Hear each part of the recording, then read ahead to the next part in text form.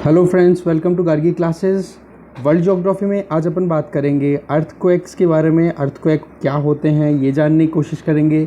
दूसरा, अर्थक्वेक की कितनी अर्थक्वेक वेव्स कौन कौन सी होती है, क्या इनका प्रोसीजर होता है, आज ये जानने की कोशिश करेंगे। टॉपिक अपना जो है वो ओवरऑल 2 से 3 वीडियोज़ में कवर होगा, जिसमें अपन अर्थक्वेक्स के बारे में, अर्थक्वेक वेव्स के बारे में, अर्थक्वेक के टाइप्स के बारे में, इनके बारे में स्टडी करेंगे। साथ में वर्ल्ड डिस्ट्रीब्यूशन के बारे में देखेंगे कि वर्ल्ड में कहाँ कहाँ पर कौन कौन से zones earthquake point of view से सेंसिटिव हैं। और साथ में इसके बाद में ये देखेंगे कि अर्थक्वेक जो है इसके इम्पैक्ट क्या रहते हैं, क्या कितना डिजास्टर आता है, कौन कौन सा जियोग्राफिकली क्या क्या वेरिएशंस आते हैं अर्थ सरफेस पे जो अपन देख पाते हैं, वो अपन जानने की कोशिश करेंगे। तो इसका मतलब क्या हो गया, अपन अर्थक्वेक के बारे में बात करेंगे, अर्थक्वेक के टाइप्स हो गए, साथ में अपन बात करेंगे वर्ल्ड डिस्ट्रीब्यूशन के, फिर अपन बात करेंगे इम्पैक्ट ऑफ अर्थक्वेक।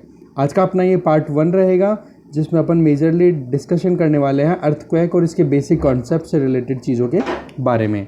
ठीक है, अपन जो सिलेबस कवर कर रहे हैं वो है RAS RPSC के पॉइंट ऑफ व्यू से, बट ये और एग्ज़ाम्स के लिए भी इक्वली इंपॉर्टेंट, चाहे आप UPSC के लिए प्रिपेयर कर रहे हो, चाहे आप RAS RPSC के लिए कर रहे हो तो बहुत ही बढ़िया, रीट के लिए तैयार कर रहे हो, कोई भी और अदर एग्जाम्स जो कि राजस्थान में कंडक्ट होती हैं उनके लिए भी इक्वली इंपॉर्टेंट होने वाले हैं ये सारे वीडियोज़। अगर अभी तक आपने हमारा चैनल सब्सक्राइब नहीं किया तो चैनल सब्सक्राइब कर लो, जिससे कि आपको लेटेस्ट वीडियोज़ मिलते रहें और आप अपडेट होते रहें, और बेल आइकन ज़रूर प्रेस कर लें आप। ठीक है, तो चलिए स्टार्ट करते हैं। सबसे पहले अपन जानेंगे कि अर्थक्वेक की डेफिनेशन क्या होती है। देखो, अर्थक्वेक बेसिकली क्या होते हैं, वाइब्रेशंस या ऑसिलेशंस होते हैं जिसकी वजह से अर्थ सरफेस के ऊपर बहुत सारे वेरिएशन आते हैं, और वो जो वजह होती है जिसकी वजह से वो वाइब्रेशन या ऑसिलेशंस जनरेट होते हैं, उनकी वजह होती है कि अर्थ के इंटीरियर में जो आइसोस्टैटिकली अलग अलग डिफरेंट एक्टिविटीज़ होती रहती है, जिसकी वजह से वो क्या एडजस्टमेंट होता है।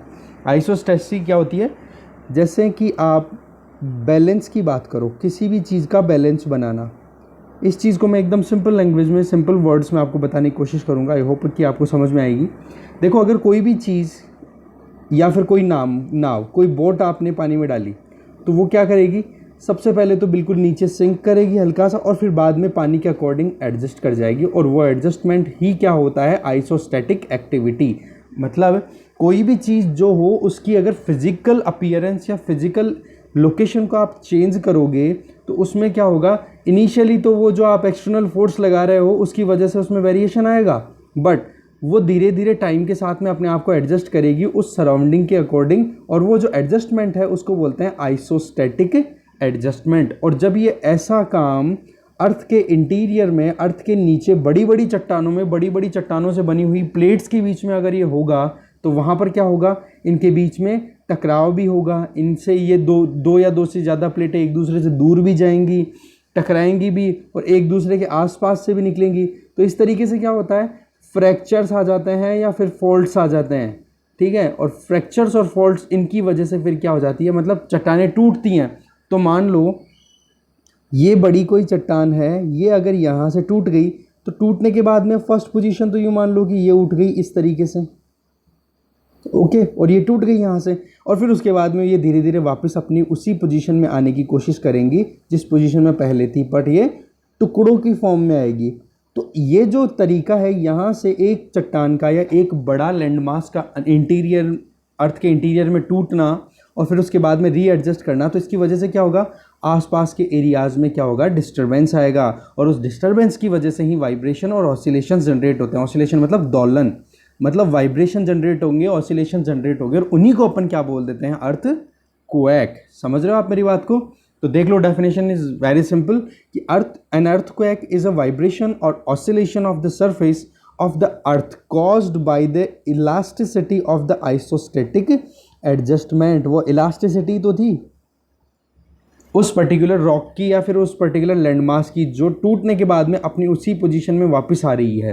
तो वो क्या हो गया, इस तरीके से आइसोस्टैटिक एडजस्टमेंट की वजह से, इलास्टिसिटिक जो एक प्रॉपर्टी होती है उसकी वजह से अर्थ की सरफेस के बीनीथ ये जो एक्टिविटीज़ होती है जिसकी वजह से अर्थक्वेक जनरेट होते हैं, जो कि वाइब्रेशन फॉर्म में अपन एक्सपीरियंस करते हैं। अब यहाँ पे आप देख रहे हो, ये कैलिफोर्निया में सैन एंड्रियाज ये फॉल्ट है। अब ये लाइन देखोगे, ये पूरी फॉल्ट लाइन है। ठीक है, यहाँ पर ये आ जाती है गल्फ ऑफ कैलिफोर्निया, इधर मैक्सिको है, ऊपर यूएसए है। ठीक है, तो इस वाले रीजन में क्या हो रहा है, ये वाला जो पोर्शन है, इस वाले पोर्शन में फॉल्ट का मतलब ये दूर जाने की कोशिश कर रहा है, या यहाँ पर क्रैक है। और ये क्रैक जो है फिर अलग अलग रीजन्स में क्या करते हैं, अलग क्रैक, मान लो पहले यहाँ पे टूटा तो यहाँ से जनरेट हो गया, क्या बोलते हैं इसको, अर्थक्वेक वेव्स जिनको बोलते हैं, वो जनरेट होना शुरू हो गई और यहाँ पे होने लगी मान लो, तो सैन फ्रांसिस्को वाले रीजन। तो बेसिकली होता क्या है इसमें कि कहीं पर भी अगर जनरेट हो रहा है अर्थक्वेक, तो वो वेव्स क्या होती हैं, यूँ सर्कल के फॉर्म में चारों तरफ यूँ प्रोपोगेट करती है इस तरीके से, और चारों तरफ ये जो जाती हैं, इनसे फिर क्या होता है, जो भी आपने इंफ्रास्ट्रक्चर डेवलप कर रखा है उसको लॉस होना शुरू हो जाता है। ठीक है, तो इस तरीके से पूरा प्रोसेस कंटिन्यू चलता रहता है, जो कि थोड़े टाइम के लिए होता है, 5 से 7 सेकंड या 10 सेकंड के अंदर, और उसमें जितना डिजास्टर इसको करना होता है वो सारा डिजास्टर करके ये चला जाता है। ठीक है, और ये कैसे जनरेट होता है, क्या प्रोसेस होता है, वो आगे अपन देखते हैं। कारण क्या क्या है कि अर्थक्वेक आते हैं, तो दो तरीके से अपन क्लासिफिकेशन करते हैं। एक तो नेचुरल प्राकृतिक तरीके से, एक आदमी ने या ह्यूमन ने मैन मेड क्या क्या एक्टिविटीज़ की हैं जिनकी वजह से अर्थक्वेक आए। तो सबसे पहले देखो वॉल्केनिक एक्टिविटी, अगर मान लो कहीं से वॉल्केनो एरप्ट हो रहा है, कहीं से नीचे से लावा अगर बाहर निकल रहा है, तो आसपास में क्या होगा, आसपास की एरिया को भी डिस्टर्ब करेगा नीचे से, तो उसकी वजह से भी क्या होता है, अर्थक्वेक आ सकते हैं। टेक्टोनिक इंस्टेबिलिटी, प्लेट टेक्टोनिक्स की बात करें, टेक्टोनिक इंस्टेबिलिटी, इसमें क्या होता है, दो बड़ी बड़ी लिथोस्फीयर मतलब स्थल मंडल की बड़ी बड़ी प्लेटों के बीच में क्या होगा, कॉलिजन, या फिर वो एक दूसरे से दूर जा रही हैं, या तो एक दूसरे के पास आएंगी तो इनके बीच में टकराव होगा, या एक दूसरे से दूर जा रही हैं तो इनके बीच में भी क्या होगा, वेरिएशन आएगा, यहाँ पे कोई चेंजेस आएंगे, और इन चेंजेस की वजह से अर्थ के इंटीरियर में डिस्टर्बेंस क्रिएट होगा, तो उसकी वजह से भी अर्थक्वेक आ सकते हैं। ऐसे ही जो अपन ने अभी देखा रिसेंटली, क्या प्रीवियस स्लाइड के ऊपर, कि attempt of establishing balance establish करना, कैसे कि आपने अभी देखा कि एक प्लेट इस यहाँ पे आई और दूसरी प्लेट से टकरा रही है। अब ये टकराना शुरू जब कर रही है, ये अर्थ के टुकड़े मतलब अर्थ के इंटीरियर में बड़े बड़े स्लैब्स होते हैं। ठीक है, जैसे यूरेशियन पार्ट हो गया, उसकी एक एक प्लेट है। ऐसे ही आप देखोगे इंडियन ऑस्ट्रेलियन पोर्शन है उसका, अंटार्कटिका वाला का अलग है, पैसिफिक ओशन है उसकी अलग से एक प्लेट है, और रिसर्च कंटिन्यू चल रही है कि अलग अलग प्लेट। ये जो एक्टिविटीज़ जितनी भी है ना, इसके लिए सबसे इम्पोर्टेंट जो काम है अर्थ के इंटीरियर में जो कुछ भी हो रहा है उसके लिए जिम्मेदार कौन है, प्लेटों की एक्टिविटी, मूव करना एक दूसरे की तरफ और एक दूसरे से दूर। ठीक है, तो ये जो क्रैक आ जाते हैं, टूट जाती हैं चट्टानें, तो उनमें वापस से एडजस्टमेंट होना, तो उसकी वजह से भी अर्थक्वेक आते हैं। ऐसे ही प्लूटोनिक इवेंट, प्रीवियस लेक्चर में अपन ने देखा वॉल्केनो से रिलेटेड, जिसमें क्या था कि जो मटेरियल नीचे मैग्नेटिक फॉर्म में है, लिक्विड फॉर्म में है, हाई टेम्परेचर की वजह से वो बाहर ना निकल पाने की वजह से अंदर की अंदर ही ठंडा हो गया। तो अगर उस ठंडा तो हो रहा है पर उसमें कहीं ना कहीं थोड़ा बहुत भी अगर अर्थ के अंदर की अंदर ही, सरफेस के नीचे ही मूवमेंट हो रहा है, जैसे जैसे उसको स्पेस मिल रहा है, जगह मिल रही है उस लिक्विड फॉर्म के मोल्टन मैग्मा को, तो वो वैसे वैसे मूव करेगा, तो उसकी वजह से भी अर्थक्वेक जनरेट होते हैं। ऐसे ही अगर बेस में अर्थ के इंटीरियर में कहीं पे गैस रिलीज हो रही है, ठीक है, गैसियस एक्टिविटीज़ हो रही हैं, तो उसकी वजह से भी क्या हो जाता है, अर्थक्वेक जनरेट हो जाते हैं। और कहीं पर अगर फॉल्टिंग हो रही है, मतलब चट्टानों का टूटना, बड़ी बड़ी चट्टानों का अलग होना, उसकी वजह से भी क्या हो जाता है, अर्थक्वेक आते रहते हैं। और last but not the least cause, naturally अगर अपन देखें तो इलास्टिसिटी का मतलब होता है कि किसी भी पर्टिकुलर मटेरियल की वो टेंडेंसी जिसमें वो अपनी प्रीवियस पोजीशन में आने की कोशिश करते हैं। मान लो ये कोई स्लैब है, आपने एक्सटर्नल फोर्स अप्लाई किया, अब एक्सटर्नल फोर्स अप्लाई किया तो वो फोर्स के अकॉर्डिंग जितनी उसकी कैपेसिटी है वो इतना मुड़ जाएगी, उतना फोल्ड हो जाएगी, बट और उसके बाद में वो मान लो टूट भी गई, बट उसके बाद में उसकी ये टेंडेंसी रहेगी कि मैं उसी पोजीशन में दोबारा आ जाऊँ। जैसे ही आप ये एक्सटर्नल फोर्सेस हटाओगे तो ये अपने आप अपनी प्रीवियस पोजीशन में आने की कोशिश करेगी। तो ये जो टेंडेंसी होती है इसको बोलते हैं इलास्टिसिटी।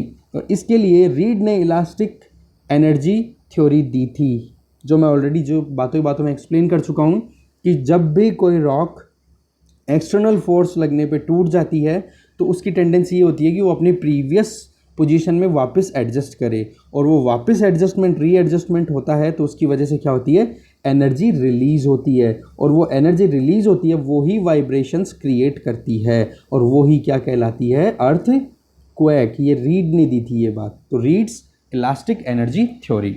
तो नेचुरल कॉजेज अपन ने देखे, अब मैन मेड देख लेते हैं कि ह्यूमन एक्टिविटीज़ कौन कौन सी है जिनकी वजह से भी हो जाता है। देखो, पहाड़ी इलाकों के अंदर अगर आप रोड कंस्ट्रक्ट कर रहे हो तो वहाँ पे क्या करते हो आप, थोड़ा बहुत एक तरीके से पहाड़ों को काटना हो गया, या फिर कोई भी ऐसी एक्टिविटी जिसकी वजह से वहाँ की सिस्टम को आप डिस्टर्ब कर रहे हो, क्योंकि रोड के लिए आप पहाड़ों को काटोगे तो वहाँ पे वाइब्रेशन आप करोगे मशीनों से, तो उसकी वजह से भी क्या होता है, आसपास में ट्रेमर्स आना शुरू हो जाते हैं। ऐसे ही आप बड़े बैरेजेस बना रहे हो वाटर स्टोरेज के लिए, बड़े बड़े पॉन्ड्स बना रहे हो, इरिगेशन प्रोजेक्ट हो, भाखड़ा नांगल टिहरी प्रोजेक्ट, ये बड़े बड़े प्रोजेक्ट जो भी हैं वो क्या हैं, मैन मेड एक्टिविटीज़ ही तो हैं। तो वहाँ पर जैसे ही आप अगर बड़े अमाउंट में, लार्ज अमाउंट में अगर वाटर को एक जगह स्टोर करोगे, और उस पर्टिकुलर रीजन की, उस पर्टिकुलर क्षेत्र की अगर अपन बात करें तो उसकी एक कैपेसिटी होगी कि वो कितना पानी एक साथ में होल्ड कर सकता है। और जैसे ही वो होल्डिंग कैपेसिटी से ज़्यादा आप पानी स्टोर करोगे तो नीचे जो मटेरियल है, नीचे जो अर्थ वाला पोर्शन है, उसमें क्या होगा, इंस्टेबिलिटी आई, हो सकता है वहाँ पे खड्डा बन जाए, टूट जाए, वहाँ पर जो प्लेट एक्टिविटी हो उस पर प्रेशर बनेगा तो वो नीचे और धंस जाए, तो उसकी वजह से भी क्या होता है, आसपास में अर्थक्वेक आ सकता है। या फिर आप माइनिंग करते हो, अंडरग्राउंड माइनिंग कंटिन्यू चलती रहती है। अब जैसे कॉपर के लिए खेतड़ी वाला रीजन बहुत फेमस है, अब वहाँ पे क्या अंडरग्राउंड माइनिंग कंटिन्यू चल रही है, कॉपर कंटिन्यू निकाला जा रहा है, ऊपर तो पूरा एक एज इट इज़ है, बट नीचे की तरफ एक्सकेवेशन कंटिन्यू है। तो वो जो खुदाई चल रही है उसकी वजह से क्या होगा, नीचे होलो स्ट्रक्चर बन जाएगी, और कभी ना कभी अगर थोड़ा बहुत भी वाइब्रेशन आ गया तो वो माइन कोलैप्स कर जाएगी, तो आसपास में अर्थक्वेक में कन्वर्ट हो सकती है। या फिर एक्सप्लोजन, न्यूक्लियर या केमिकल वेपन का अगर आपने एक्सप्लोजन किया है, जैसे परमाणु जो न्यूक्लियर वेपन टेस्टिंग होती है, जैसे पोखरण में की गई है इस तरीके से, तो उनसे भी क्या होता है, आसपास में अर्थक्वेक आता रहता है। इम्पोर्टेंट फैक्ट, अगर अपन एक इम्पोर्टेंट फैक्ट देखें कि किसी भी रीजन में अगर अर्थक्वेक आने वाला होता है तो एनवायरनमेंट में वहाँ रेडॉन गैस रिलीज़ होकर के, और एनवायरनमेंट में या एटमॉस्फेयर में रेडॉन गैस की इंटेंसिटी, क्वांटिटी बढ़ जाती है। देखो, रेडॉन बेसिकली जो अर्थ क्रस्ट होता है ना, सरफेस अर्थ का, उस सरफेस भी क्या होता है, ये एक तरीके से मिक्सअप रहती है सॉइल के साथ में, और जैसे ही अगर कोई एक्टिविटी ऐसी होती है जिसमें हलचल होना शुरू होती है तो रेडॉन गैस रिलीज़ होती है, और वहाँ पर एटमॉस्फेयर के अंदर ये कॉन्सेंट्रेशन रेडॉन गैस की बढ़ जाती है। तो अर्थक्वेक जब भी आने वाला होता है तो रेडॉन गैस की, अगर आपको यूँ लगे कि आपके पास में इंस्ट्रूमेंट है और आप ये देखो कि रेडॉन गैस की कॉन्सेंट्रेशन इंक्रीज़ हो रही है, इसका मतलब थोड़ी देर के अंदर आने वाला है क्या, अर्थक्वेक। तो आप इसके लिए थोड़ा सा प्रिवेंटिव मेजर्स ले सकते हो। अब अपन बात करते हैं अर्थक्वेक से associated important location, important points के बारे में। एक तो होता है फोकस, एक होता है एपिसेंटर। अपन डायग्राम पे चलेंगे, फिर इसके बाद वापस स्लाइड पे आएंगे। देखो, अगर अर्थ के इंटीरियर पे कोई भी एक्टिविटी हो रही है, चाहे वो ह्यूमन मेड हो, मैन मेड हो, या फिर नेचुरल हो, तो उसकी वजह से क्या हो रहा है, अगर अर्थ के इंटीरियर में कोई भी डिस्टर्बेंस क्रिएट हो रहा है तो कहीं ना कहीं से तो एडजस्टमेंट हो, कहीं ना कहीं पे तो रॉक एडजस्टमेंट करेगी रीड्स के फॉर्मूला के अकॉर्डिंग, रीड्स थ्योरी के अकॉर्डिंग। तो उससे क्या होगा, वहाँ से एनर्जी रिलीज होना शुरू होगी, और जिस पर्टिकुलर पॉइंट से एनर्जी ओरिजिनेट होती है उसको बोल देते हैं क्या, फोकस। क्या बोल देते हैं, फोकस। और फिर वो जाके स्ट्राइक करती है अर्थ सरफेस पे सीधा परपेंडिकुलर सबसे पहले, क्योंकि लीस्ट डिस्टेंस कौन सी है, यहाँ से आप देख पा रहे हो, तो ये अर्थ सरफेस पे इसके जस्ट ऊपर, तो उसको बोल देते हैं एपी सेंटर। तो फोकस तो हो गया अर्थ के इंटीरियर पे, इसको हाइपो सेंटर भी बोलते हैं, हाइपो सेंटर, हाइपो सेंटर भी इसको बोलते हैं, ठीक है। और इसके जस्ट परपेंडिकुलर आप देखोगे तो यहाँ पर क्या है, एपी सेंटर। वहाँ पर सबसे पहले आपको ट्रेमर्स और या फिर अर्थक्वेक की वेव्स जो हैं वो एक्सपीरियंस होती हैं अर्थ सरफेस पे, उस पर्टिकुलर प्लेस को क्या बोलते हैं, एपी सेंटर। ओके, अब देखते हैं अपन इनके बारे में थोड़ी डिटेल, मैंने ऑरली बता दिया है, अब यही चीज़ें रिपीट होने वाली है। अब देखो, the point below the surface of the earth from where the seismic waves originate, जहाँ से सिस्मिक वेव्स कौन सी होती है, अर्थक्वेक वेव्स को ही बोला जाता है। जहाँ से ओरिजिनेट होती है उसको फोकस पॉइंट बोलते हैं, जो कि अर्थ के इंटीरियर पे होता है, उसको हाइपो सेंटर भी बोल देते हैं। इसके just perpendicular surface earth surface के ऊपर जहाँ पे सबसे पहले अर्थ ट्रेमर्स को एक्सपीरियंस किया जाता है वो होता है एपी सेंटर। तो हाइपोसेंटर हो गया डेप्थ में, एपी सेंटर हो गया अर्थ सरफेस पे। और ये जो एनर्जी डिसिपेट होती है, एनर्जी रिलीज जो होती है वो होती है कौन सी? Elastic energy. इलास्टिसिटी का मैंने कॉन्सेप्ट बता दिया है कि अर्थ कोई भी पर्टिकुलर मटेरियल का अपनी प्रीवियस पोजीशन में आने की टेंडेंसी। तो वही बात, चट्टान के ऊपर या फिर कोई बड़ा रॉक मास है, कोई भी लिथोस्फेरिक पार्ट है, स्थलमंडल का कोई भाग है, उस पर अगर बाहर से कोई एक्सटर्नल फोर्सेज अप्लाई हो रहे हैं तो उसकी वजह से क्या होगा? वो थोड़ा बहुत मुड़ेगी या फिर टूट भी सकती है, और टूटने के बाद में वो वापस अपनी पोजीशन में आए तो उसको क्या बोल देते हैं? Elastic energy. और वो ही क्या करती है? अर्थक्वेक जनरेट करती है। अब देखते हैं अपन अर्थक्वेक वेव्स क्या होती हैं। देखो, वेव्स तो वही होती है जो नॉर्मली वेव फॉर्म में चले। अब अर्थक्वेक वेव्स कौन सी होती है, कैसे कैसे टाइप्स होते हैं, वो चीज़ अपन देखने की यहाँ पे कोशिश करते हैं। देखो, नेचुरली अर्थक्वेक जितने भी अकर होते हैं वो लगभग लिथोस्फेयर के अंदर होते हैं। लिथोस्फेयर का मतलब होता है क्या? स्थलमंडल। और गहराई कितनी होती है? On an average 200 kilometre. हो सकता है कुछ 700 किलोमीटर डेप्थ तक भी पहुंच जाते हैं और कुछ 50 किलोमीटर डेप्थ पे भी आ जाते हैं। ठीक है, तो इस तरीके से एवरेज आप निकालोगे तो एवरेज 200 किलोमीटर डेप्थ तक आपको अर्थक्वेक ओरिजिनेट हुए एक्सपीरियंस होते हैं जब भी अपन एनालिसिस करते हैं। अर्थक्वेक वेव्स जो हैं वो दो तरीके की होती है। एक तो बॉडी वेव्स। बॉडी वेव्स जो होती हैं वो बॉडी का मतलब अर्थ की बॉडी में ट्रांसमिट करती है। जैसे मैं अगर यहाँ पे अर्थ का ये अपन ग्लोब बनाएं और मान लो इंटीरियर पे यहाँ से ओरिजिनेट हुआ है, तो यहाँ से और अर्थ सरफेस की तरफ जो भी वेव्स जाएंगी उन वेव्स को क्या बोलेंगे अपन? Body waves. इसका मतलब क्या हो गया? ये वेव्स तब जनरेट होती है जब फोकस पॉइंट से एनर्जी रिलीज होती है। Number 1 point. दूसरे टाइप की वेव्स होती हैं सरफेस वेव। सरफेस वेव्स कौन सी होती हैं? जब ये बॉडी वेव्स हैं ये सरफेस पे जाके टकरा जाएंगी तो इनके बाद में फिर सरफेस पे भी वाइब्रेशन होना शुरू हो जाएगा इस तरीके से। अब ये जो सरफेस पे जो वाइब्रेशन हो रहा है इन वेव्स को क्या बोल देते हैं अपन? Surface waves. और इनका ओरिजिन क्या होता है? जब बॉडी वेव्स सरफेस से इंटरेक्ट करती है, सरफेस पे स्ट्राइक करती है, तब जाके सरफेस वेव्स जनरेट होती है। आई होप आपको बॉडी वेव और सरफेस वेव में डिफरेंस फील हुआ होगा। बॉडी वेव अर्थ के इंटीरियर में प्रोपोगेट होती है, फोकस से ओरिजिनेट होती है, और यही बॉडी वेव्स जब जाकर के अर्थ के सरफेस से टकराती हैं तो वहाँ पर वाइब्रेशंस क्रिएट होते हैं और नई सिस्मिक वेव्स जनरेट होती है। उनको बोलते हैं सरफेस वेव, जो कि सरफेस के पैरेलल प्रोपोगेट होती रहती है चारों तरफ।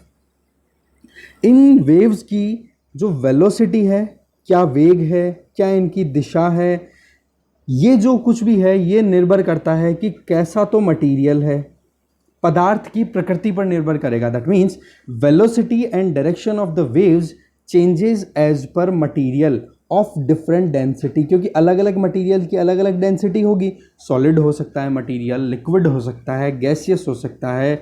तो सॉलिड है तो डेंसिटी ज़्यादा, गैस है तो density come. Density stands for घनत्व है, ठीक है। तो उसकी वजह से क्या होता है, ये जब मटेरियल चेंज होगा तो उसके थ्रू जाने वाली वेव्स की डायरेक्शन भी चेंज होगी और साथ में वेलोसिटी भी चेंज होगी। अब डायरेक्शन में क्या होती है? दो एक्टिविटी होती है। रिफ्लेक्शन का मतलब हो गया टकरा के वापस आना, और रिफ्रैक्शन का मतलब होगा पाथ, जो रास्ता है उसकी दिशा में परिवर्तन आ जाना। तो ये दोनों चीज़ें क्या आती है, किस में कंसिडर होती है? डायरेक्शन में। तो किसी भी सिस्मिक वेव की वेलोसिटी एंड डायरेक्शन किस पे डिपेंड कर रही है? मटेरियल की डेंसिटी पे। अब अपन सबसे पहले बात करेंगे बॉडी वेव्स की। बॉडी वेव्स दो तरीके की होती है, एक तो प्राइमरी वेव्स जिनको पी वेव्स बोलते हैं, और दूसरी सेकेंडरी वेव।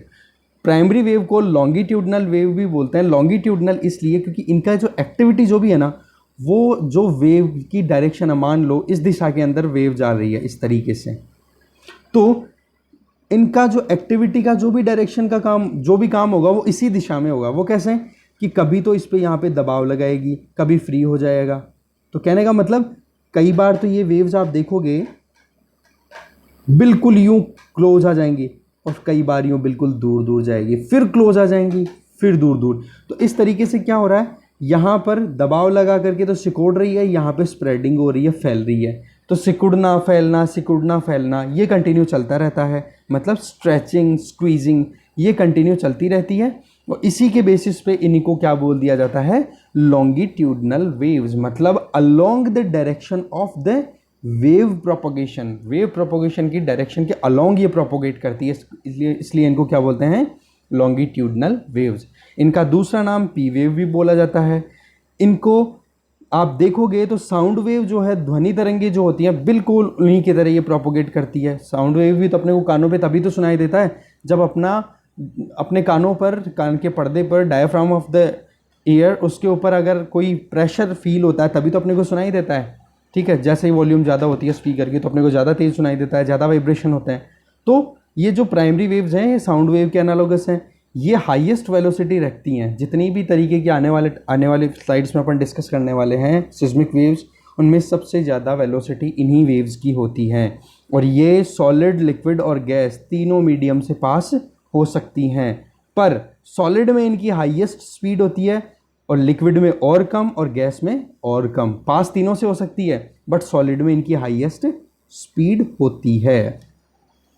फिर नेक्स्ट देखें, पी वेव जो है वो वेव की डायरेक्शन के पैरेलल ही प्रोपोगेट होती है। ये मैंने बता दिया आपको कि वेव की डायरेक्शन अगर ये है तो पी वेव की डायरेक्शन यूँ चलेगी और इसी डायरेक्शन में आगे मूव करती रहेंगी। और ये जो जिस भी मटेरियल पे स्ट्राइक करेंगी वहाँ पर क्या बनाएगी, प्रेशर। और कई बार क्या होता है, उस प्रेशर की वजह से डेंसिटी डिफरेंस, घनत्व का परिवर्तन। ये कैसे आएगा ये मैं आपको बता देता हूँ। मान लो ये कोई स्लैब है, इधर से पी वेव्स आ रही हैं लगातार, ये गई, ये थोड़ा स्प्रेड, ये स्क्वीज़, तो यहाँ पर जैसे स्ट्राइक करेगी तो ये दबाव लगाएगी तो ये क्या हो जाएगा, इसका एरिया कम हो जाएगा। अब क्षेत्रफल अगर कम है, आयतन वो का वो है, तो उस केस में क्या हो जाएगा, घनत्व बढ़ जाता है। आपको आइडिया होगा इस चीज़ का, density is equals to volume upon area. तो वॉल्यूम तो एज इट इज़ है बट एरिया क्या हो रहा है, कम। अब एरिया कम हो रहा है तो उस केस में क्या हो जाएगा, डेंसिटी ऑटोमेटिकली इंक्रीज, मतलब घनत्व बढ़ जाता है। और इसी केस में अगर ये प्रेशर हट जाए तो ये थोड़ा फैलेगा, मटेरियल और चौड़ा हो जाएगा, तो उस केस में एरिया बढ़ जाएगा, तो एरिया बढ़ जाएगा तो डेंसिटी कम हो जाएगी। तो दैट मीन्स डेंसिटी घनत्व के अंदर लगातार इनकी वजह से परिवर्तन आता रहता है। अगर स्ट्रेचिंग हो रही है, स्ट्रेचिंग का मतलब फैल रहा है पदार्थ, तो उसकी वजह से तो घनत्व कम हो जाएगा। और अगर स्क्वीजिंग हो रहा है पी वेव्स की वजह से पदार्थ मतलब सिकुड़ रहा है, तो उस परिस्थिति में डेंसिटी इंक्रीज हो जाएगी। तो इस तरीके से पी वेव्स का अपन ने सिस्टम देखा। अब बात करते हैं सेकेंडरी वेव्स या फिर ट्रांसवर्स वेव्स। ट्रांसवर्स वेव्स कौन सी होती हैं, लाइट वेव की तरह जो प्रोपोगेट करती है। दैट मीन्स कि अगर वेव की डायरेक्शन ये है तो ये जो इफेक्ट आएगा इन वेव्स की वजह से, वो इफेक्ट आएगा परपेंडिकुलर। देखो इस तरीके से यूँ मान लो, ये तो कंटिन्यू है बट यहाँ पर ये ऊपर उठ गया मटेरियल, यहाँ पे ये खड्डा बन गया। That means crest and trough, ये दो चीज़ें कंटिन्यू बनती रहती हैं। क्रेस्ट एंड ट्रफ, क्रेस्ट का मतलब हो गया उभार, ट्रफ का मतलब हो गया खड्डा। तो ये चीज़ें बनाती रहती हैं और इनका जो प्रोपोगेशन का डायरेक्शन जो क्या हो रहता है, just perpendicular of waves direction. P तो क्या थी, जिस डायरेक्शन में जा रही है उसी डायरेक्शन में जाती है, बट एस वेव्स की एक्टिविटी क्या होती है, जिस डायरेक्शन में ये जा रही है इनका इफेक्ट आएगा परपेंडिकुलर। ठीक है, ये डिफरेंस इनमें रहता है। इनकी वेलोसिटी जो होती है वो पी वेव की 40% तक होती है। अगर पी वेव की 100 किलोमीटर पर आवर की स्पीड है तो इसकी कितनी होती है, 60%, मतलब 60 किलोमीटर पर आवर की स्पीड हो जाएगी, 40% कम होती है। और ये केवल सॉलिड मीडियम से ही ट्रांसमिट या प्रोपोगेट हो सकती हैं। ये चीज़ अपने को ध्यान रखनी है एस वेव के लिए। वाइब्रेशन के बारे में अपन ने देख लिया, खड्डे बनाती हैं या फिर उबार बनाती है, ट्रफ या फिर क्रेस्ट बना के आगे बढ़ती रहती हैं। फिर जब ये बॉडी वेव्स हैं, ये जब जाके स्ट्राइक करती हैं, टकराती हैं सरफेस से, तो वहाँ पर क्या जनरेट करती हैं, सरफेस वेव। और ये जो सरफेस वेव्स होती हैं ये पी वेव से तो कम स्पीड होती है किसकी, एस की, और एस से कम स्पीड होती है इन सरफेस वेव्स की। अब पी और एस ये तो दोनों कौन सी हो गई थी, बॉडी वेव्स, जबकि सरफेस वेव्स कौन सी होती है उनके बारे में अभी अपन स्टडी करते हैं। देखो जैसे ही पी और एस वेव, बॉडी वेव जो हैं ये आकर के अर्थ सरफेस पे स्ट्राइक करेंगी तो यहाँ पर क्या वाइब्रेशन जनरेट होगा, और ये जो वाइब्रेशन जो होगा, इस वाइब्रेशन की वजह से नई वेव जनरेट होगी अर्थ सरफेस पे, उनको सरफेस वेव्स बोल देते हैं। और ये लॉन्ग पीरियड मतलब बहुत डिले करके चलती हैं। ठीक है, इनकी स्पीड और भी कम होती है। इनका बेस्ट एग्जाम्पल है एल वेव्स, लव वेव्स बोला जाता है इनको, एल वेव्स। इनका ओरिजिन तब होता है जब पी वेव हिट करती है सरफेस को। इसके बाद में ये जो जब प्रोपोगेट होती है तो केवल सरफेस एरिया को ही इफ़ेक्ट करती हैं। फिर आगे बात करें, इन ये जितनी भी अभी तक अपन ने पी एस दोनों टाइप की वेव्स देखी हैं, उनमें सबसे ज़्यादा डिस्ट्रक्टिव, मतलब जितना भी आप लॉस देखते हो ना अर्थ सरफेस के ऊपर अर्थक्वेक आने के बाद में, उनकी वजह ये लव वेव्स ही होती हैं। तो आपने कभी नोटिस किया होगा, ध्यान दिया होगा कि आपको जब फर्स्ट झटका महसूस हो अर्थक्वेक का तो अपन सब लोग घर के बाहर आ जाते हैं। ये नहीं करना चाहिए गलती से भी कि अर्थक्वेक का अगर अपने को फील हो गया तो चलो ठीक है आके गया ही, कुछ प्रॉब्लम नहीं है। नहीं, आपने जो महसूस किया है वो पी और एस वेव्स को महसूस किया है। पहला झटका अगर है तो उसमें ही आप बाहर निकल जाओगे। तो लव वेव्स जो आती हैं वो पूरा सरफेस को यूं उथल पुथल कर देती है, जिसकी वजह से हो सकता है आपकी जान भी जा सके। तो इस केस में जैसे ही आपको ट्रेमर का फर्स्ट एक्सपीरियंस हो, वाइब्रेशन एक्सपीरियंस हो, बाहर निकल जाओ, क्योंकि हो सकता है लव वेव आ रही हो पीछे पीछे। अगर वो थोड़ी सी भी ज़्यादा इंटेंसिटी वाली हो गई है तो वो सब कुछ डिस्ट्रॉय कर देगी, मोस्ट डिस्ट्रक्टिव। ये जो वेव्स हैं डिले से चलती हैं, बहुत धीरे चलती हैं, पर ये जो इनका डिस्टेंस कवरेज होता है ये बहुत दूर दूर तक महसूस होता है, ठीक है। और ये धीरे धीरे जाती हैं और इनकी वेलोसिटी भी बहुत कम होती है, पर ये मोस्ट डिस्ट्रक्टिव होती है। I am repeating this thing very well, ये ध्यान रखना। डिस्ट्रक्शन सबसे ज़्यादा सरफेस वेव, वो भी एल वेव अपने एग्जाम्पल के तौर पे देखी। तो इस तरीके से अपन ने देखा कि कितने टाइप की वेव्स होती हैं, सिस्मिक वेव्स होती हैं। एक इंपॉर्टेंट नोट मैं बता दूं, पी और एस वेव जो मैंने बोला क्या थी, ये बॉडी वेव्स, ये पेयर में ट्रैवल करती हैं। पेयर में कैसे, अगर मैक्सिमम स्पीड के साथ में मैक्सिमम वेलोसिटी के साथ ट्रैवल कर रही है तो उसको तो पी एस बोल देंगे। अगर मिनिमम स्पीड है, इनकी रेंज होती है हर एक वेव की ट्रांसमिट होने की, अगर मैक्सिमम स्पीड में अगर ट्रांसमिट हो रही है तो पी और एस बोल देंगे इनको। और अगर मिनिमम से जा रही है तो उस स्पीड में उन वेव्स को बोल देंगे पी जी एस जी। और इन दोनों के बीच में इंटरमीडिएट कोई स्पीड अगर अडॉप्ट कर रखी है पी और एस वेव ने तो P star S star waves उनको बोल दिया जाता है। अब अपन बात करते हैं इमरजेंस ऑफ शैडो जोन। यह अभी वीडियो थोड़ा लेंथी हो रहा है, अभी अपन एक काम करते हैं यहीं रुकते हैं, ये अपन कल स्टार्ट करेंगे emergence of shadow zone. Earthquake आपका बिल्कुल क्लियर कर दूंगा, इसमें कोई डाउट वाली चीज़ नहीं है। एक एक चीज़ बहुत बढ़िया तरीके से समझाने की कोशिश कर रहा हूँ। फिर भी अगर कोई डाउट हो तो आप कमेंट करके पूछ सकते हो मेरे से। और अगर आपके कुछ बेसिक्स क्लियर नहीं है तो मैं लिंक शेयर कर रहा हूँ डिस्क्रिप्शन बॉक्स के अंदर, जिसमें अर्थ के इंटीरियर के बारे में आप थोड़ा जान सकोगे, साथ में कितनी लेयर्स होती हैं, क्या एक्टिविटीज़ होती हैं, क्या प्लेट टेक्टोनिक एक्टिविटी होती है, उन चीज़ों को आप बहुत अच्छे से देख पाओगे। तो मैं 2-3 लिंक जो हैं शेयर कर रहा हूँ, आप जाकर के वहाँ पे देख लेना, ठीक है। Thank you very much for watching this video.